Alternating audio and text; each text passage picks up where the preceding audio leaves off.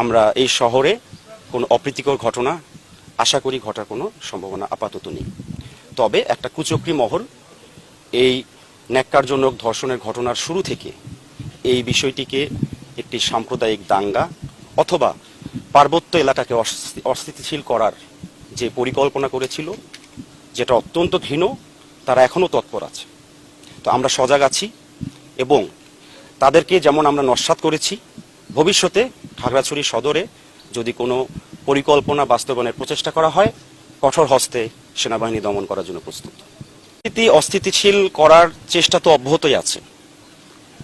আমাদের চেকপোস্ট, আমাদের regular patrolling, আমাদের অবৈধ অস্ত্র উদ্ধার অভিযান, সব কিছুর সমন্বয়ে আমাদের প্রচেষ্টা অব্যাহত আছে এবং ভবিষ্যৎ পরিকল্পনা আমাদের যারা অস্থিতিশীল করতে চায় তারা যত বেশি উচ্ছৃঙ্খল হবে, আমাদের পরিকল্পনা তত বেশি আরও ডিটেইল হবে, আরও অতিরিক্ত জনবল আমরা নিয়োগ করব এবং আমরা কোনোভাবেই পার্বত্য চট্টগ্রামকে অস্থিতিশীল করার যে প্রচেষ্টা কখনোই সফল হতে দেব না।